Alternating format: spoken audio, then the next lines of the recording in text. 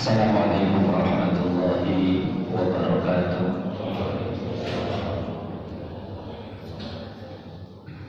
Alhamdulillahillazi anzala as-sakinata fi qulubil mu'minin liyazdadu imanan ma'a imanihim.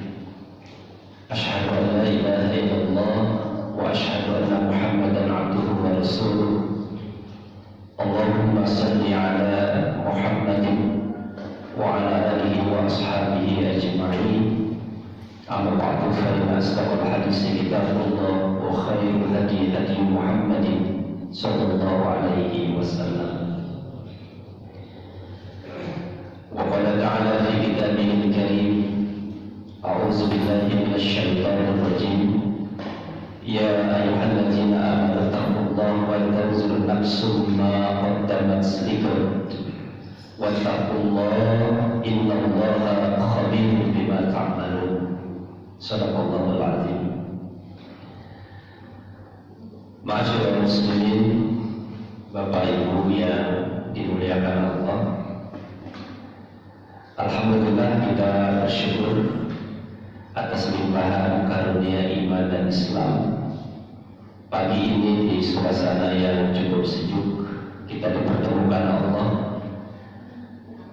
ditakdirkan Allah bisa melangkahkan kaki ke masjid ini. Semoga setiap langkah kaki kita yang tertuju untuk menyempurnakan ketaatan kepada Allah selalu dimudahkan oleh Allah Subhanahu wa Ta'ala. Semoga setiap detik dari pergantian waktu, perjalanan kehidupan yang terus bergerak hingga detik pagi ini adalah perjalanan yang tak pernah putus untuk selalu mengharapkan keridhaan Allah Subhanahu wa Ta'ala. Amin ya Allah ya Rabbal Alamin. Tidak lupa kita sampaikan salawat dan salam kepada Nabi akhir zaman Rasulullah Muhammad sallallahu alaihi wasallam, Nabi yang hadir ke tengah-tengah umat memberikan kesejukan dan perginya meninggalkan kesan kebaikan. Satu komitmen yang harus terus terpatri dalam diri kita sampai kematian datang menjemput kita adalah bahwa tidak ada nabi setelah Rasulullah Muhammad dan tidak ada kitab setelah Al-Quranul Karim. Ini adalah komitmen akidah. Bapak Ibu sekalian, kita sedang berada pada satu keadaan yang sangat membahagiakan di satu sisi, tetapi di sisi lain kita juga tengah mengalami satu kondisi yang perlu kehati-hatian, perlu kewaspadaan, dan juga perlu usaha kita untuk menghilangkan atau juga menghindari berbagai macam musibah yang tengah terjadi. Keadaan yang sangat membahagiakan adalah karena kita saat ini tengah berada di awal tahun baru Islam. Kita berada di bulan Muharram. Bulan Muharram ini adalah bulan awal dalam kalender Hijriah, dan Dzulhijjah itu merupakan akhir dari penanggalan kalender Hijriah. Berbicara tentang Muharram, tentu kita sudah sangat memahami, apalagi pada saat bersamaan Allah takdirkan hari ini, ya, jika tidak salah kita memilih adalah tanggal 10 bulan Muharram, yang dikenal di dalam istilah Islam, ya, ada kewajiban kita untuk melaksanakan puasa Asyura. Puasa Asyura itu dilaksanakan karena jatuh tepat pada tanggal 10 di bulan Muharram. Dan Rasulullah SAW mengatakan dalam salah satu sabdanya, afdalus siyam ba'da Ramadan syahrullahil Muharram. Jadi puasa yang paling utama, yang paling afdal setelah bulan Ramadan, puasa yang jatuh pada bulan Allah, ya. Jadi Ramadan itu bagus, Tetapi Nabi mengatakan Muharram ini adalah syahrullah, bulannya Allah. Dan Rasulullah memberikan isyarat kepada kita ketika beliau hijrah ke Madinah untuk melaksanakan puasa Asyura ini. Tapi untuk membedakan antara umat Islam dengan orang-orang sebelumnya, yaitu orang-orang Nasrani dan orang-orang Yahudi, maka Rasulullah pernah mengisyaratkan agar kita melaksanakan puasa Asyura didahului oleh sebelumnya, yaitu puasa Tasyua. Jadi kemarin puasa Tasyua karena jatuh di tanggal 9 di bulan Muharram. Sekarang puasa Asyura jatuh tanggal 10 di bulan Muharram. Nah, sebagian pendapat ulama mengatakan bahwa ya puasa ini tetap hukumnya sunnah. Jadi bagi yang puasa monggo, yang tidak juga tidak apa-apa. Ya, jadi jangan malu untuk minum air yang sudah disediakan, ya kan? Nggak ada masalah. Tetapi memang inilah keutamaan-keutamaan yang harus kita pahami di dalam Islam. Yang kedua, Muharram ini disebut syahrullah. Ya, syahrullah di Muharram, bulannya Allah. Para ulama sesungguhnya memberikan catatan bahwa bulan Allah ini bukan hanya Muharram, tetapi dalam literatur Al-Quran, dalam literatur hadis, Allah menetapkan bahwa dalam satu tahun itu ada 12 bulan.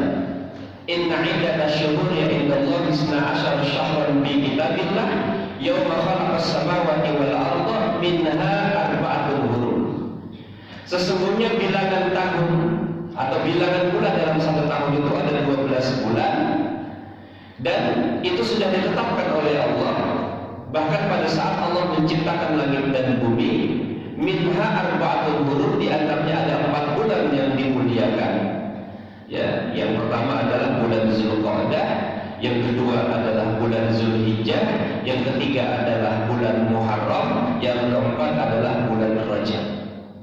Jadi ini disebut dengan ungkapan al-ashhurul hurum, bulan-bulan yang dimuliakan oleh Allah Subhanahu wa taala di antara 12 bulan yang Allah tetapkan. Jadi Bapak Ibu sekalian, para orang tua yang saya hormati, 12 bulan dalam satu tahun itu bukan manusia yang menentukan, tetapi perhitungan bulan dalam satu tahun ada 12 itu sudah ditetapkan oleh Allah bahkan pada saat Allah menciptakan langit dan bumi. Dan perhitungan kalender Hijriah itu mengikuti perputaran bulan. Makanya bulan Islam disebut bulan Qamariyah. Kalau tahun kalender Masehi disebut Samsiah. Kenapa? Karena mengikuti peredaran matahari. Dan umat Islam harus tahu bahwa kita punya hari, kita punya bulan, kita punya waktu, kita punya tempat yang sangat dimuliakan oleh Allah Subhanahu wa taala. Kenapa? Sebab itu akan berkaitan dengan ibadah kita. Jadi dalam Islam ini ada ibadah yang tempatnya itu lebih baik dari tempat yang lain. Ada ibadah yang waktunya lebih baik dari waktu-waktu yang lain. Ada ibadah yang harinya lebih baik daripada hari-hari yang lain. Ada ibadah yang bulannya lebih baik dari bulan-bulan yang lain. Ya, satu contoh misalnya hari. Hari yang paling baik di dalam Islam itu adalah Yaumul Jum'ah. Ya, khairu yaumin tala'at alaihi samsul yaumul Jum'ah, fihi khuliqa Adamu wa fihi udkhila jannah wa fihi ukhrija minha wa la taqumu as-sa'atu illa fi yaumil Jum'ah. Hari ketika matahari terbit yang terbaik itu adalah hari Jumat. Hari ketika Allah menciptakan Nabi Adam, hari ketika Allah memasukkan Adam ke dalam surga, dan hari ketika Allah mengeluarkan Nabi Adam dari surga. Wala taqumu as-sa'ah illa fi yaumil Jum'ah, dan hari kiamat tidak akan terjadi kecuali pada hari Jumat. Jadi hari Jumat ini subhanallah luar biasa. Ya, makanya disebut oleh Nabi dengan ucapan Sayyidul Ayyam, tuannya hari. Jadi hari Jumat ini hari yang luar biasa di dalam Islam. Oleh karena itu kita memperbanyak zikir, memperbanyak taubat, memperbanyak istighfar, memohon ampun kepada Allah, memohon agar istiqomah. Itu hari Jumat adalah hari yang paling baik untuk kita berdoa. Wa la taqumu as-sa'ah illa fi yaumil jum'ah. Dan hari kiamat as-sa'ah tidak akan terjadi ya kecuali pada hari Jumat. Mudah-mudahan Jumatnya Jumat masih panjang, bukan Jumat depan. Kalau Jumat kemarin udah lewat, alhamdulillah. Ya, kapan Jumatnya? Wallahu a'lam bishawab. Kita tidak diberikan pengetahuan oleh Allah kapan kiamat itu terjadi. Jangankan kita, Nabi Muhammad SAW tidak mengetahui yang pasti kiamat itu. Jangankan Rasulullah, bahkan malaikat tidak pun mengetahui kapan kiamat itu terjadi. Sebab itu hanya hak prerogatif Allah yang menentukan. Ya, tapi yang pasti kita yakin bahwa kiamat itu pasti terjadi. Sama ketika kita mati, kematian itu kan pasti terjadi. Kita tahu kita pasti mati, yang tidak pernah kita tahu kapan kita akan mati. Ya Pak ya, kalau urusan kematian kita sudah sangat amat yakin. Kenapa? Hampir setiap hari kita melihat, menyaksikan, mendengar ada kematian. Baik kematian yang sifatnya individu, sendiri-sendiri, atau kematian yang sifatnya kolektif. Ya, kematian yang sifatnya kolektif ya ketika terjadi wabah, terjadi gempa, terjadi tsunami, terjadi musibah, itu kematian kolektif. Dan Allah tidak sulit menghidupkan dan mematikan seseorang dalam waktu yang sesaat. Ya, mudah sekali bagi Allah. Bahkan pada saat kita duduk pagi ini, ketika Allah takdirkan kita harus mati, karena memang sudah waktunya, maka tidak ada yang bisa menahannya, tidak ada yang bisa mengeremnya, karena kematian itu merupakan kepastian dan kemestian dalam kehidupan. Kullu nafsin za'iqatul maut. Nah, yang paling penting itu adalah apa yang sudah kita persiapkan sebelum kita mati.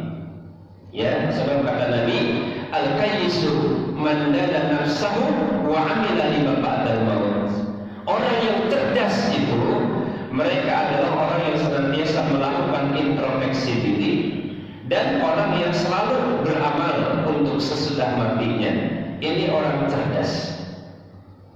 Jadi dalam perspektif Islam, dalam pandangan Rasulullah, orang cerdas itu orang yang setiap waktu, setiap hari melakukan introspeksi diri, melakukan muhasabah diri, menghitung segala aib dan kesalahan yang pernah terjadi. Itu orang cerdas. Ya, makanya penting muhasabah itu. Sebelum kita masuk pada materi yang judulnya adalah hijrah qalbu, maka kesadaran yang harus kita bangun adalah setiap waktu, setiap hari kita melakukan muhasabah. Ya, sahabat Nabi Umar bin Khattab pernah mengatakan, hasibu anfusakum qabla an tuhasabu. Hisablah diri kalian sebelum kalian dihisab. Timbanglah diri kalian sebelum kalian ditimbang. Perhitungkanlah diri kalian sebelum kelak kalian akan diperhitungkan oleh Allah Subhanahu wa taala. Jadi ini kesadaran hidup yang harus kita bangun. Kenapa? Hidup bukan hanya sebatas hidup, tetapi untuk yang maha hidup. Hidup bukan hanya sebatas ada, tapi bagaimana kita punya kemampuan memanfaatkan keberadaan kita sebagaimana Allah menciptakan kita, tidak mengada-ngada. Kualitas hidup tidak diukur dari seberapa lama kita hidup, tapi kualitas hidup diukur dari seberapa efektifnya kita mampu memanfaatkan hidup.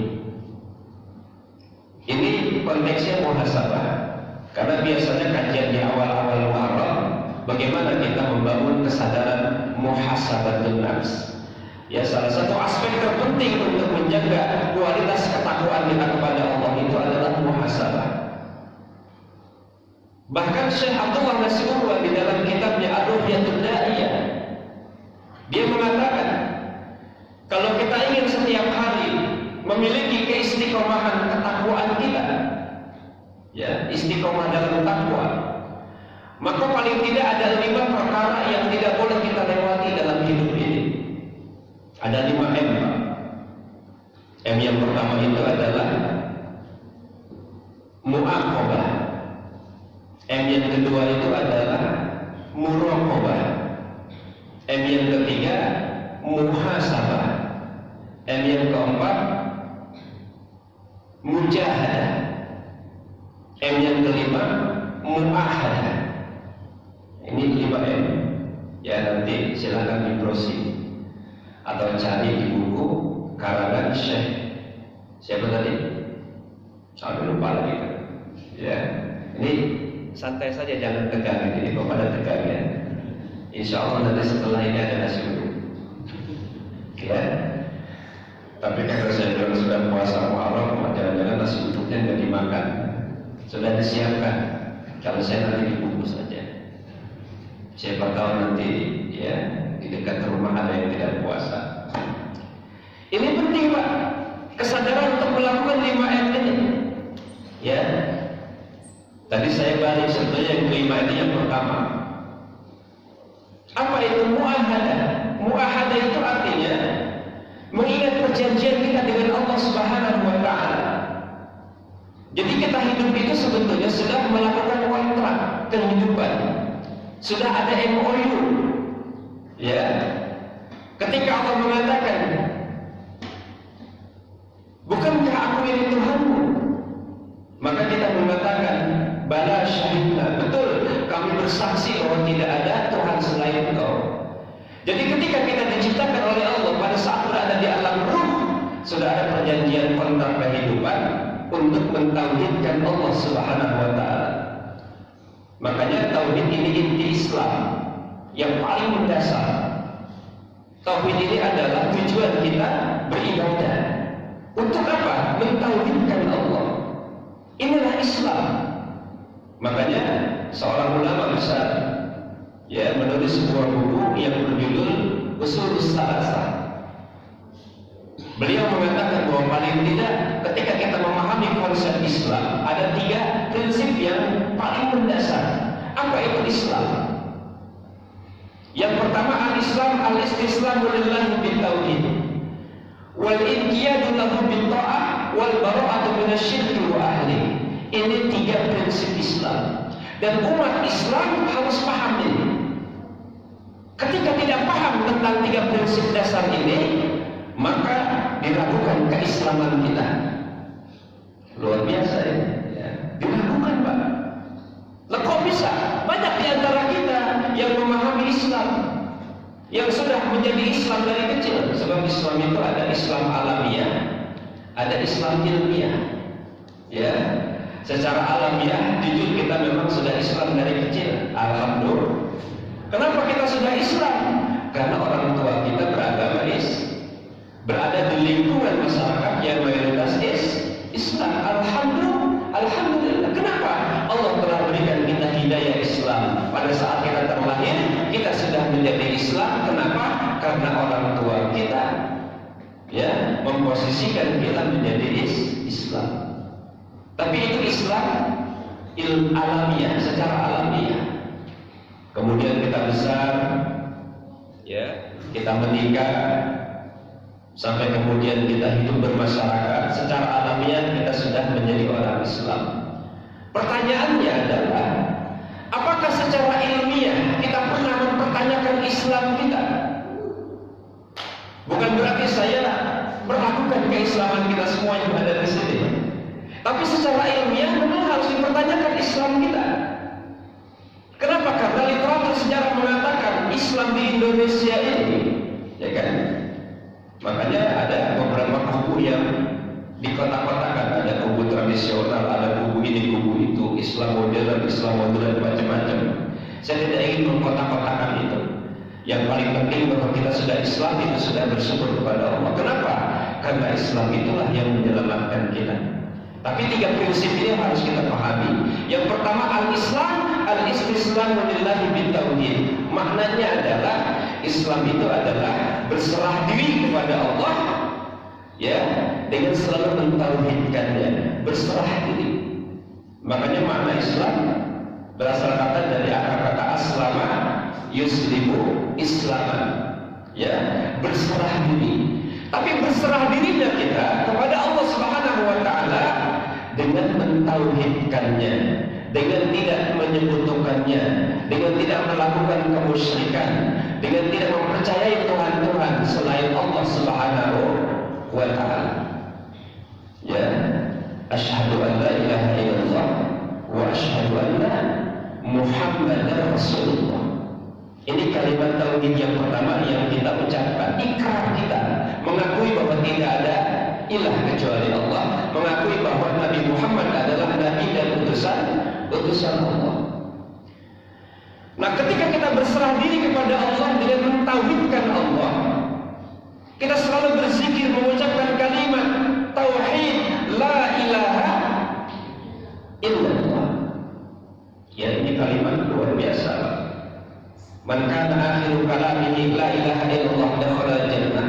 Barang siapa yang akhir dari perkataannya sebelum dia mati, kata Nabi, mengucapkan kalimat la ilaha illallah dakhala jannah, maka dia akan masuk ke dalam surganya Allah Subhanahu wa taala. Ya, kalimat ini jangan pernah kita remehkan. Ini kalimat pemungkas ketika nanti dalam keadaan sakaratul maut.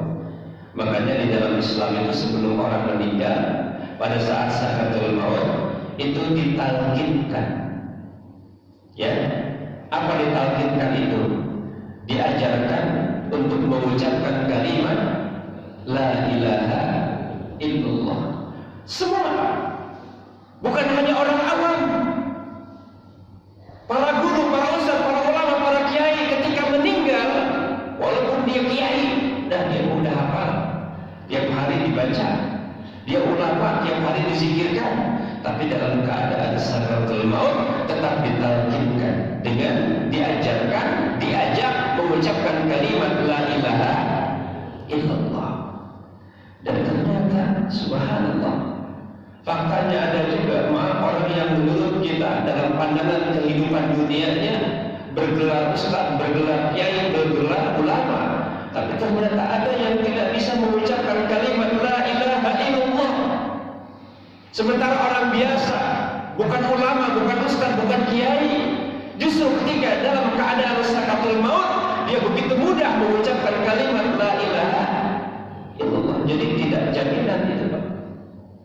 Ya, tidak ada jaminan bahwa orang yang ketika mati dalam keadaan husnul khatimah, apakah dia si A, si B, si C, tidak ada jaminan. Kekayaan tidak ada jaminan husnul khatimah. Kecantikan tidak ada jaminan husnul khatimah. Kualitas hidup dengan kemapanan tidak ada jaminan husnul khatimah. Tidak ada jaminan. Oleh karena itu, mari kita usahakan agar kita bisa menjamin diri kita ketika kita mati nanti kita bisa mengucapkan kalimat la ilaha illallah. Nah, itu jadi panjang nih kajian. Ya, sebab kalau kita bicara kalimat la ilaha illallah, ada syaratnya. Kalau kita ingin menjadikan la ilaha illallah jaminan dalam akhir kehidupan kita, maka seseorang harus punya syarat. Ada syarat. Kenapa kita harus membaca la ilaha illallah? Syarat yang pertama, baca la ilaha illallah dengan al-ilmu. Yang kedua, al-yakin. Ya Pak ya. Yang ketiga, as-sidqu. Yang keempat, al-mahabbah.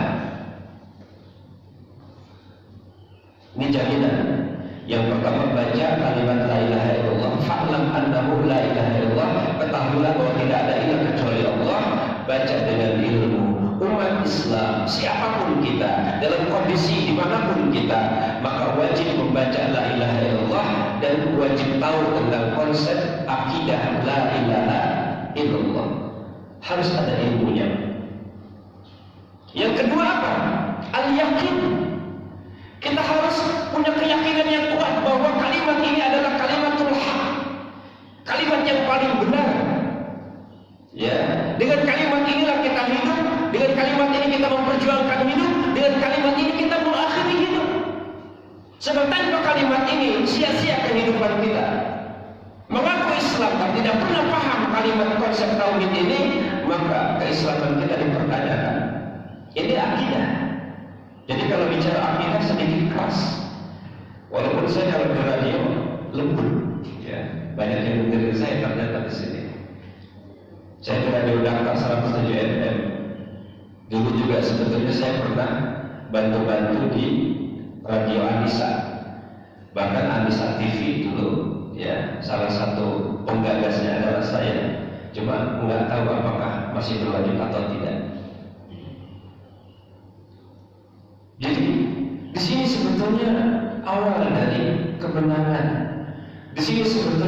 berawal dari hijrah.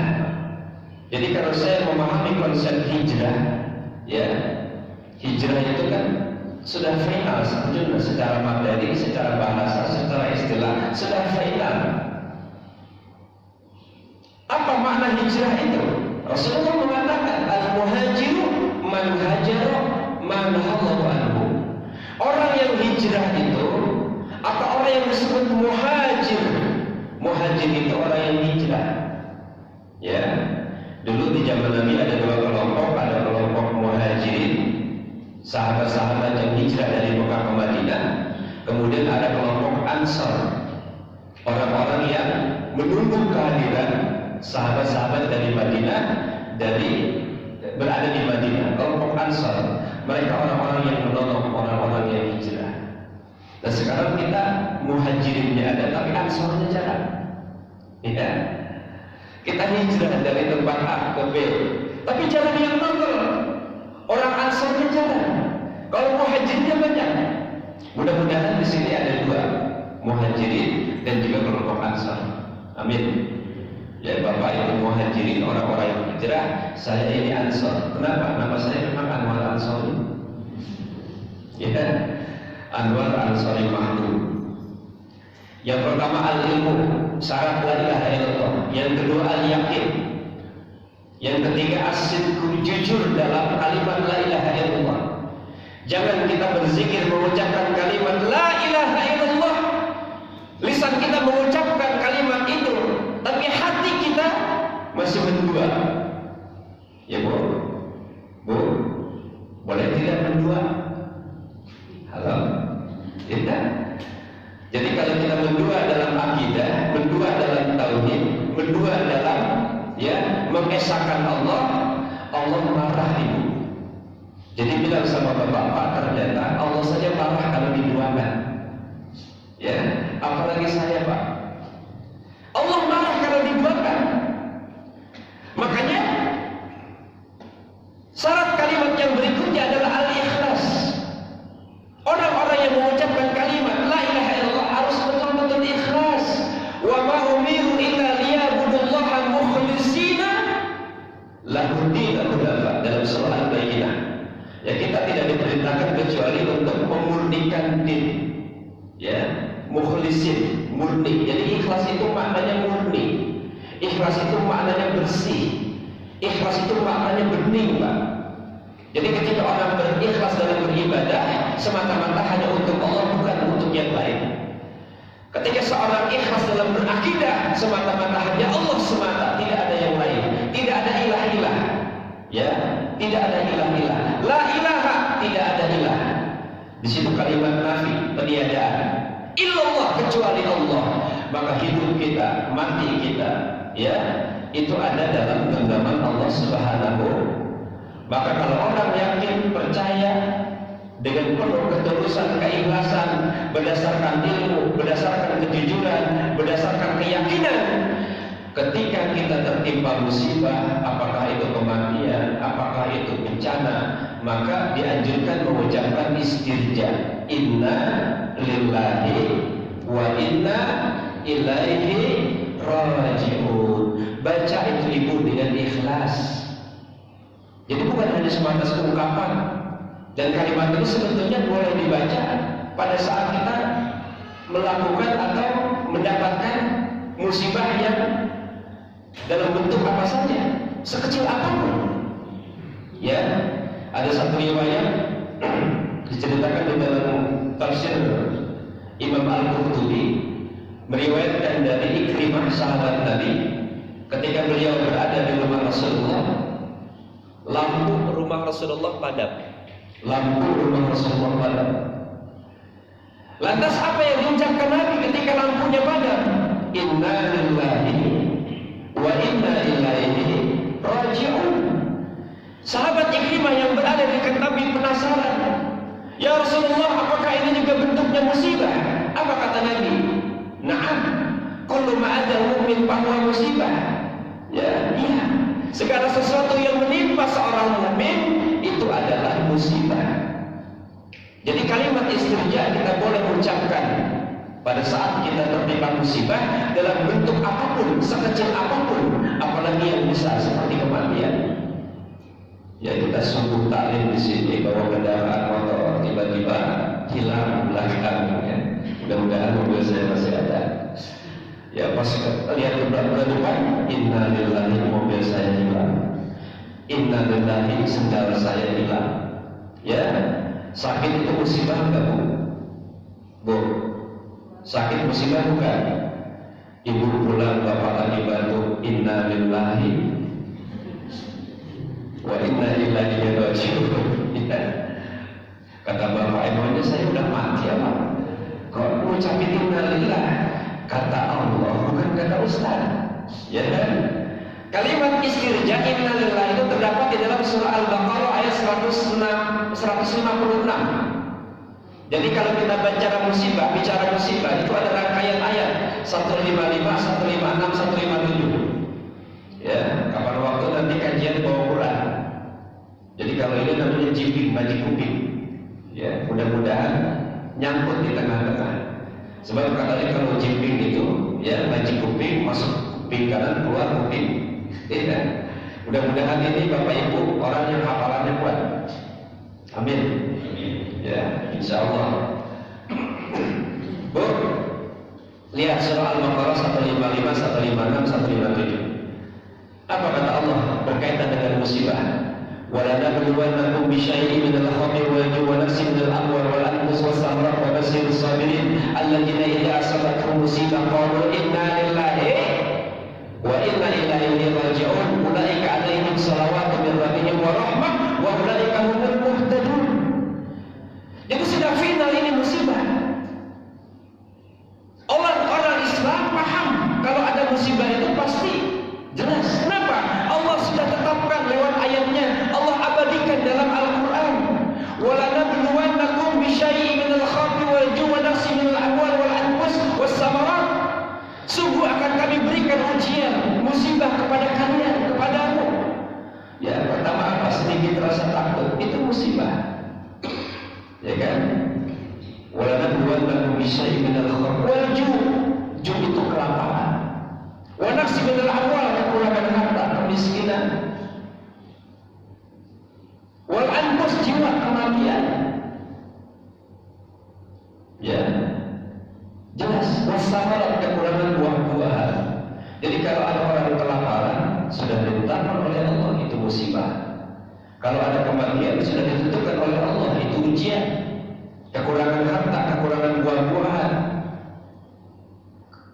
sudah ada. Cuma kita yang kadang-kadang nggak paham bahwa ayat ini sudah ditetapkan Allah lebih dari 12 abad yang lalu. Kenapa kita gelisah? Kenapa kita takut? Kenapa kita khawatir? Satu penyebabnya karena kita tidak mampu menjadikan Allah sebagai sumber kekuatan. La haula wa la quwwata illa billahil aliyyil azim. Allahu Akbar. Kenapa Rasulullah ketika dalam masalah, ketika mendapat kenikmatan, bahkan ketika Allah uji dengan berbagai perkara kehidupan, yang diucapkan Nabi apa? Alhamdulillah ala kulli hal. Ya, Alhamdulillah ala kulli hal, segala puji bagi Allah dalam semua keadaan. Jadi Allah selalu kita dahulukan. Musibah datang, Allah yang kita dahulukan. Makanya innalillah, kita ini milik Allah. Sadar kalau kita milik Allah, satu saat yang kita miliki akan kembali kepada pemiliknya. Betul, Bu? Ketika ada seorang wanita datang kepada Nabi namanya Ummu Salamah, bercerita bahwa dia mendapatkan musibah, dia mendapatkan penderitaan. Apa penderitaannya? Ummu Salamah ditinggal oleh suaminya, meninggal. Datang kepada Rasulullah, ya Rasulullah, aku baru saja tertimpa musibah. Kenapa? Suamiku meninggal. Apa kata Nabi? Nabi mengajarkan, baca kalimat istirja, inna lillahi wa inna ilaihi raji'un. Yang kedua, baca doa, Allahumma ajirni bi musibati wa akhlifni khairan minha. Ya Allah, berikan aku pahala pada musibah ini dan gantilah dia dengan yang lebih baik. Tuh Ibu, maaf ya kalau ada di antara kita yang ada ujian suaminya meninggal, baca doa. Sebab kata Nabi, kalau engkau baca doa itu, maka engkau akan mendapatkan pengganti dengan lebih baik. Apa yang terjadi Bunda? Ummu Salamah beberapa hari, beberapa bulan setelah itu, ternyata suaminya diganti oleh Allah dengan yang lebih baik, lebih takwa, lebih soleh. Siapa? Ternyata Nabi Muhammad datang melamar Ummu Salamah, mendapatkan suami yang lebih baik. Luar biasa. Tapi kalau kita ikhlas, kita jujur, kita yakin, ya. Nah, ini konsep la ilaha illallah nanti akan kita kaji di lain waktu, sebab ini panjang, ya. Saya mengajar atau menyampaikan materi tazkiyatun nafs dengan kalimat ini saja, itu bisa berbilang waktu. Bahkan di Masjid Agung Al-Barakah, Kota Bekasi, depan rumah sakit umum itu, saya menyampaikan materi-materi tazkiyatun nafs. Itu sudah 15 tahun berlalu-lalu, ya. Sampai ustaznya bosan karena jamaahnya habis. Alhamdulillah. Memang kalau duduk di majelis ilmu, majelis taklim, Pak, jujur aja nggak kuat tahan lama. Apalagi kalau sudah di atas 50 tahun, duduk begini dia nggak kesemutan ini. Halo, Pak ya. Jadi kalau duduk di majelis taklim, masya Allah itu berat sekali. Beda dengan orang yang duduk di majelis tak lazim. Ya, jadi majelis ada dua, ada majelis taklim, ada majelis tak lazim. Ya, nah, ibu-ibu kalau duduk ngomongin orang gibah, wah itu lama. Ya, sampai nggak tahu waktu. Kita juga begitu kalau ceritain keburukan orang, itu kan majelis tak lazim namanya. Dan sudah sekarang kita hijrah qalbu, betul? Baik, Bapak Ibu sekalian yang saya muliakan, apa itu hijrah? Ya, dalam surah Al-Maidah Allah berfirman, allazina a'udzubillahi minasyaitonir rajim, allazina amanu wa hajaru wa jahadu fi sabilillah bi amwalihim wa anfusihim a'zamu darajatan indallah wa ulaika humul faizun. Itu salah satu kiat agar kita mendapatkan keberuntungan di dunia ini, itu adalah hijrah. Tetapi hijrah itu harus dilaksanakan dengan keimanan. Makanya ayatnya berbunyi allazina amanu, orang-orang yang beriman, orang-orang yang berhijrah, dan orang-orang yang berjihad fisabilillah bi amwalihim wa anfusihim, dengan jiwa dan hartanya, maka Allah akan tinggikan derajat mereka. Wa ulaika humul faizun, dan mereka akan mendapatkan keberuntungan. Jadi ini konsep hidup, Pak. Kualitas kehidupan yang sukses dalam perspektif Quran itu ada 3. Kalau kita beriman, kalau kita hijrah, kalau kita jihad. Orang banyak berhijrah, pindah, tapi nggak mau jihad. Dan tentu mana-mana ini tidak selalu kita kaitkan dengan peperangan, tidak. Ya, bahkan kalau kita memahami konsep hijrah di zaman Nabi, hijrah itu ada 2. Ada yang dikenal dengan hijrah makaniyah, ada yang dikenal dengan hijrah hakikiyah. Hijrah makaniyah itu hijrah tempat. Ya, ada yang dari Surabaya pindah ke Cikarang, ada yang dari Solo pindah ke Cikarang, ada yang dari Cianjur pindah ke Bekasi. Itu namanya hijrah tempat. Ya, dan sudah tidak ada lagi hijrah itu. Yang ada adalah hijrah hakikiyah. Kapan? Di mana? Akan selalu ada sepanjang manusia itu ada. Bagaimana hijrahnya? Al-muhajiru man hajara man khadara anhu. Orang yang hijrah itu orang yang meninggalkan apa-apa yang dilarang oleh Allah atasnya. Jadi yang kita pahami dalam konteks hijrah kekinian adalah kualitas, kondisi, situasi harus berubah. Ya, hijrah dari syirik menuju tauhid, hijrah dari riya menuju ikhlas, hijrah dari maksiat menuju taat, hijrah dari sombong menuju tawadu, hijrah dari bodoh menuju ilmu. Itu hijrah. Dan itu sangat ditentukan oleh kualitas hati kita.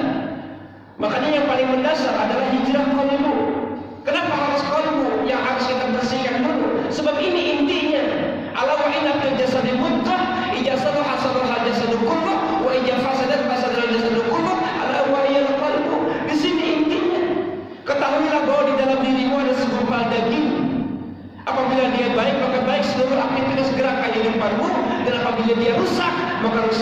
gerak amal perbuatanmu. Ala wahyal qalbu, itulah hati. Nabi Muhammad sudah memberikan isyarat kepada kita tentang pentingnya menjaga hati, sebab disitulah inti kehidupan. Allah menyasar kita bukan fisik. Allah menyasar kita bukan kekayaan, tapi Allah menyasar kita tentang hati. Jadi hati ini adalah arah pandangan Allah kepada manusia. Ya, bukan cantik. Inna Allah la yanzuru ila suwarikum wa amwalikum walakin yanzuru ila qulubikum wa amalikum. Sesungguhnya Allah tidak melihat rupamu, Allah tidak melihat hartamu, Allah tidak melihat jabatanmu, Allah tidak melihat kekuasaanmu, tapi Allah melihat hati dan perbuatanmu. Nah, ini kesadaran yang harus kita bangun. Kita boleh hidup, karena dunia ini memang harus kita gapai. Kekayaan itu tidak haram, mubah. Cinta kepada harta itu boleh, Pak. Boleh. Kita boleh punya rumah bagus, kita boleh punya mobil banyak, kita boleh punya kekuasaan. Ya, boleh bapak-bapak punya istri lebih dari satu juga boleh.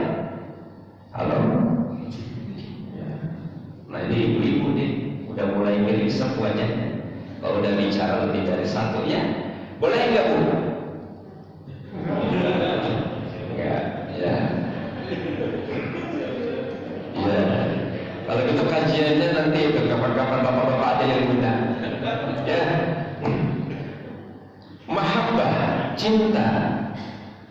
Nah, Abdullah Nasrullah lagi-lagi dia membagi 3 tingkatan cinta. Mahabbah, ada yang dikenal dengan istilah mahabbah wajibah. Cinta yang wajib kita berikan kepada siapa? Kepada 3 perkara. 1, Allah.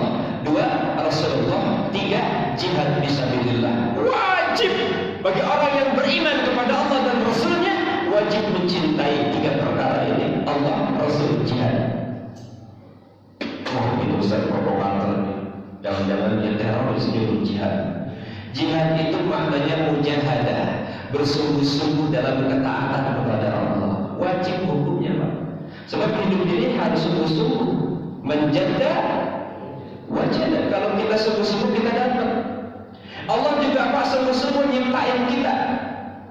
Allah sungguh-sungguh menyempurnakan hidup kita agar kita berada dalam jalan yang lurus, agar kita tidak menyimpang dalam kehidupan dunia ini. Allah sungguh-sungguh. Makanya diutus oleh Allah para nabi untuk mengajak manusia ke jalan Allah.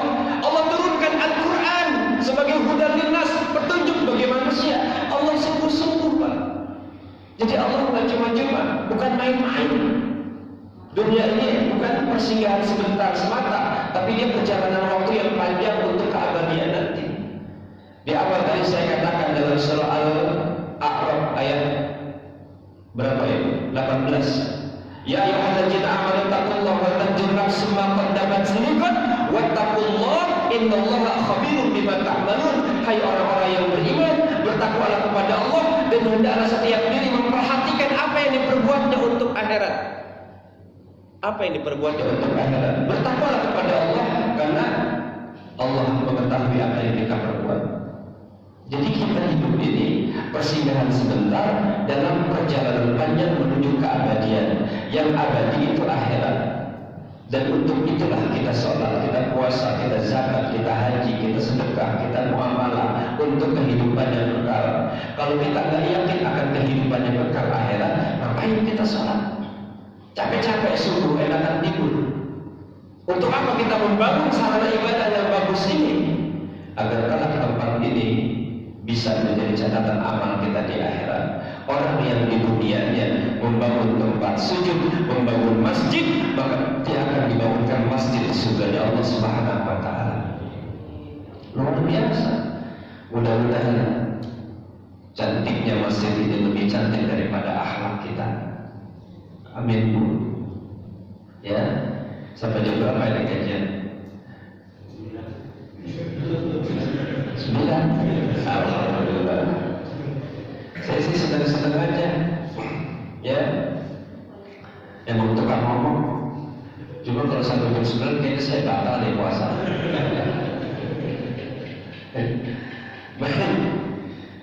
Banyak perangkat yang tadi sudah saya sebutkan, poin-poin, ya item-item.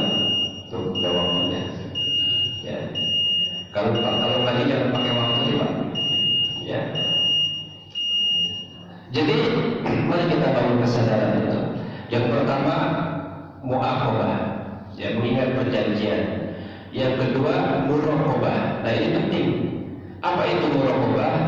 Hendaklah saja kita selalu merasa diawasi oleh Allah Subhanahu. Dan memang kita diawasi Pak. Jadi jangan pikir Bapak aman hidup sendiri tidak ketahuan. Ada Allah. Jadi ibu jangan pernah merasa khawatir ibu. Ibu tidak tahu di mana Bapak, tidak tahu tinggalnya di mana, tempatnya di mana, pergi kemana. Serahkan semuanya kepada Allah. Ya Allah, Engkau yang maha tahu kepada suamiku melangkah. Ya Allah, Engkau yang maha paham kepada siapa matanya melirik. Aku serahkan kepadamu ya Allah yang terbaik. Ya Allah, jika memang ada yang terbaik untuk suamiku, mudahkanlah. Amin. Wah itu doa ya. Ada doa istri solehah begitu. Ya Allah, jika memang ada yang lebih baik dariku untuk suamiku, mudahkanlah ya Allah. Suami rupanya juga doain di belakang, amin. Ya. Allah itu maha tahu. Perbuatan seseorang akan berdampak kepada dirinya sendiri. Kejahatan seseorang akan berdampak kepada dirinya sendiri. Jadi ibu tidak perlu khawatir, tidak perlu kecewa, tidak perlu takut. Ya. Kalau ibu takut, suami meninggal, aduh gimana ini? Berarti ibu kurang yakin akan adanya Allah. Ya bumi ini milik siapa? Allah. Rezeki kita milik siapa? Badan kita siapa yang menciptakan? Allah semuanya. Inna lillahi wa inna ilaihi. Kita milik Allah, kita akan kembali kepada Allah. Ini kesadaran tauhid. Ya. Muraqabah, merasa diawasi. Yang ketiga muhasabah, introspeksi diri. Yang keempat mu'aqabah. Nah ini penting. Mengiqab diri, artinya memberikan sanksi. Di zaman para sahabat ketika mereka, Bapak Ibu sekalian, sedikit teledor terhadap kewajiban ibadahnya, mereka memberikan sanksi kepada diri mereka. Ya, satu riwayat dalam sebuah asar sahabat diceritakan Umar bin Khattab, sahabat Nabi, Khalifah Islam, masuk dalam kategori Khulafaur Rasyidin. Umar bin Khattab itu luar biasa. Sebelum masuk Islam, darahnya, pedangnya bersimbah darah karena kebencian terhadap manusia. Tapi ketika masuk Islam, hati yang keras dan lembut. Ya, satu riwayat mengatakan Umar sedang mengurus kebunnya, ngurusin kebun. Karena para sahabat mereka walaupun berjuang tetap punya kegiatan, punya pekerjaan. Ya, walaupun mereka tidak punya pekerjaan tetap, tapi mereka tetap bekerja. Nah kita sekarang tidak punya pekerjaan tetap dan tetap punya kerja. Ya. Ketika ngurus kebun, azan berkumandang dari Masjid Rasul, Masjid Nabawi. Bilal, Allahu Akbar, Allahu Akbar. Sadar Umar berhenti bekerja. Dia datang ke masjid. Ternyata apa yang terjadi Bapak Ibu sekalian? Sampai di masjid Nabi, Rasulullah sudah melaksanakan sholat. Ya, Umar tertinggal satu rakaat. Setelah Rasulullah selesai, kemudian Umar menyelesaikan rakaat yang tertinggal. Umar mengucapkan salam. Setelah salam, apa yang terjadi? Umar menangis. Sejadi-jadinya sahabat bingung, kenapa ini? Umar bin Khattab menangis. Orang yang hatinya keras kok bisa nangis? Ya. Apa kata Umar? Hanya karena sebuah kebun aku tertinggal satu rakaat bersama Rasulullah. Aku menyesal luar biasa. Jadi Rasulullah Umar bin Khattab menyesal karena tertinggal satu rakaat bersama Nabi. Hanya karena kebun yang dikerjakannya, hanya karena dunia yang sedang diurusnya, dia sholat tertinggal satu rakaat, dia menyesal. Maka besoknya dia jual kebun itu, dia hibahkan kepada fakir miskin sebagai bentuk sanksi dia. Aku jual kebun ini penyebab aku tidak sholat. Aku jual kebun ini penyebab aku lalai ibadah bersama Nabi. Aku jual kebun ini karena aku tidak berjamaah dengan Rasulullah. Menyesal sekali Umar bin Khattab. Andaikan kita begitu hari ini, luar biasa. Punya mobil baru ya, jam 1 malam uji, subuh ketinggalan, kecapean, bangun jam 8, nangis. Kata istrinya, kenapa bapak saya jadi ke sholat subuh berjamaah di masjid ini. Besok jual itu mobil. Halo, luar biasa ya. Ada yang begitu bu? Insya Allah nggak ada. Gimana mau dijual ya? Mobilnya ada belum lunas, susah jualnya ya. Alhamdulillah. Itu namanya mengikut diri. Dan yang terakhir, mujahadah, bersungguh-sungguh dalam taat kepada Allah Subhanahu wa taala. Ya. Muaqabah, muraqabah, muahadah, muraqabah, muhasabah, muaqabah, mujahadah. Terakhir mujahadah. Mari Bapak Ibu kita bersungguh-sungguh dalam taat kepada Allah Subhanahu wa taala. Umur kita pendek, enggak panjang. A'malu ummati baina sittin ila sab'in wa aqalluhum ma yazuzu zalik, kata Nabi. Umur umatku itu kisaran 60 hingga 70 tahun, Pak. Umur umat Nabi kisarannya 60 hingga 70 tahun. Sekarang berapa sih usia kita? 40, 50, 60? Kebanyakan kata 50 ini. Yang 60 dikit. Ya, yang 40 ke bawah cuma beberapa orang, termasuk saya. Sedikit umur kita. Pertanyaannya adalah, apakah umur yang saat ini kita miliki dengan panjangnya, sepanjang amal kita, sepanjang ibadah kita, sepanjang ikhlas kita, sepanjang ketulusan kita beribadah? Belum tentu. Ya, umur kita yang produktif sampai 60 tahun, Pak. 60 tahun dipotong masa belum balik, 15 tahun tinggal 45. Naik ke 20 umur kita. Saat itu kita belum apa-apa pada saat usia 20 tahun. Sudah rajin ke masjid belum? Sudah rajin ngaji belum? Sudah rajin sedekah belum? Naik ke 25, dunia semakin dekat. Menikah, orientasi dunia semakin kuat. Ya, 40, 30, 40 itu dunia udah kencang di malam kita. Ya kan? Naik ke 45, wah makin kencang. Sadar-sadar ketika kita sudah 50 tahun, kenapa? Mata sudah mulai ragu, hidup sudah mulai lelah. Naik ke 55, ya baru itu ya sedikit-sedikit kita mulai ngaji, baru ikhlas lagi, ya kan? 55 tahun baru belajar ikhlas. Maaf ya, ini bukan di sini, di kampung saya begitu. 50 tahun aktivitas kita sudah mulai berkurang, anak-anak kita sudah mulai besar, diganti oleh mereka. Tapi kecintaan kita kepada dunia masih kuat sekali. Naik ke 55, naik ke 60, udah mulai kita ke masjid. Ya, artinya apa? Berapa banyak? Kalau kita mengukur ketaatan kita kepada Allah dengan kemaksiatan kita, maka disitulah pentingnya kita muhasabatun nafs, mujahadah, bersungguh-sungguh dalam taat. Ustaz, saya tidak pernah beribadah. Saya tidak pernah beribadah. Siapa bilang? Bekerja itu ibadah, mengurus keluarga itu ibadah, membesarkan anak itu ibadah. Yang paling penting sebetulnya kita harus mengulang mindset kita. Yang penting dia. Ya mungkin selama ini kita sibuk ngurusin kerja, karena pentingnya kerja demi kepentingan anak dan istri kita itu ibadah semua. Yang paling penting sekarang niati semua pekerjaan kita semata-mata karena Allah. Ya, bapak bekerja berangkat pagi pulang sore ibadah. Ibu di rumah bekerja ngurus anak, ngurus rumah ibadah. Anak-anak belajar bentuk ilmu itu ibadah. Semua itu ibadah. Yang penting innamal a'malu binniyat wa innamal likulli imrin ma nawa. Segala perbuatan itu harus berdasarkan niat dan Allah akan memberikan apa yang dia niatkan. Jadi bukan seberapa banyak kita ke masjid, aktivitas di luar itu insya Allah bentuknya ibadah. Yang paling penting mujahadah, bersungguh-sungguh bahwa ini adalah amanah yang Allah berikan kepada kita. Insya Allah semua nilai kehidupan kita bernilai ibadah. Amin. Ya, jadi ini 5 unsur yang paling mendasar membangun kualitas ketakwaan kita kepada Allah. Mu'aqabah, mu'ahadah, muraqabah, muhasabah, mu'aqabah dan mujahadah. Yang berikutnya yang terakhir ini, ini baru mukadimah kajian hijrah qalb. Mukadimah. Ya, jadi harus panjang ini Pak.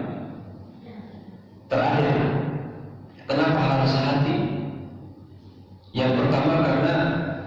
risalah kenabian, ya, yang diumumkan Allah kepada para nabi, termasuk Nabi Muhammad. Salah satunya adalah tazkiyatun nafs, membersihkan hati. Qad aflaha man zakkaha wa qad khaba man dassaha. Beruntung orang-orang yang mensucikan jiwanya, rugi orang-orang yang mengotori jiwanya.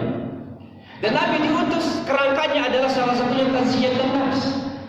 Surah 62 ayat 2. Ya, surah 62 ayat 2. Huwallazi ba'atsa fil ummiyina rasulan minhum yatlu 'alaihim ayatihi wa yuzakkihim wa yu'allimuhumul kitaba wal hikmah wa in kanu min qablu lafi dhalalin mubin.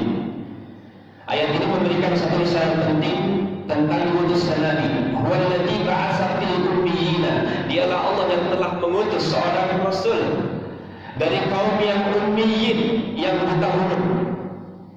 Apa tugas Nabi? Satu, yatlu alaihim ayati, membacakan ayat-ayat Allah kepada mereka. Yang kedua, wa yuzakkihim, membersihkan jiwa-jiwa manusia dari kesyirikan. Ini tazkiyah, membersihkan, qalbunya dibersihkan.